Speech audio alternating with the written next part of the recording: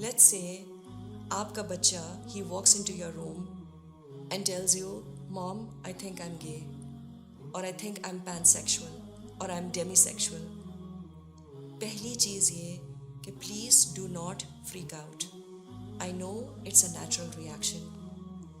ایک دفعہ نبی کریم صلی اللہ علیہ وسلم کے پاس ایک نوجوان آیا کہ میں زنا کرنا چاہ رہا ہوں. صحابہ کرام کو اس شخص پر شدید غصہ آیا کہ وہ کیسے ایک گناہ کی بات رسول اللہ صلی اللہ علیہ وسلم کے سامنے کر سکتا ہے.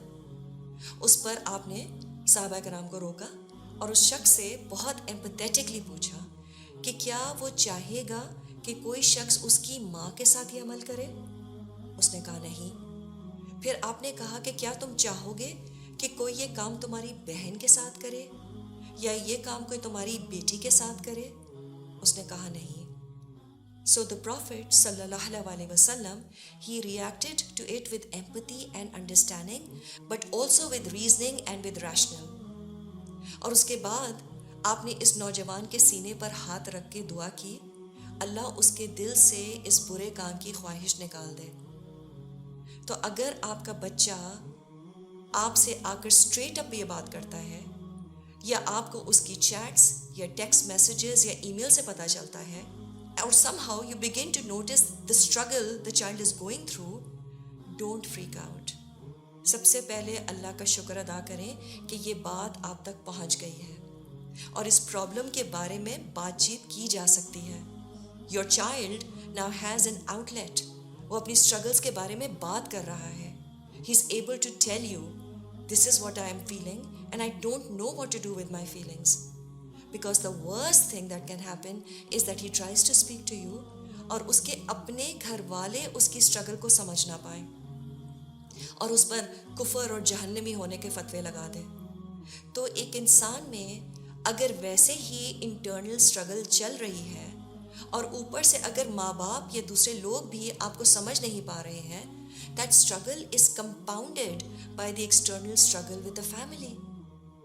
تو گھر والوں کو ایسے موقع پر سپورٹ کرنے کی بہت ضرورت ہے. They are the safety net for him. And there is no doubt that this is very painful for the parents and for the family. ہمیں معلوم ہے کہ اس طرح کے ایشوز کے ساتھ ساتھ پھر مینٹل ایشوز بھی شروع ہو جاتے ہیں. سیکشول آئیڈینٹی یا جینڈر ڈسفوریا کی وجہ سے اس قدر مینٹل ایشوز بڑھ گئے ہیں. ایسے لوگ پھر اپنے آپ کو نقصان پہنچا سکتے ہیں. They even start questioning who they are.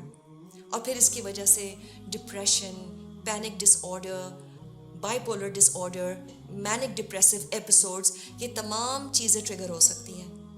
کچھ لوگ اسلام چھوڑ بیٹھتے ہیں. So how do we look at sin and the sinner separately?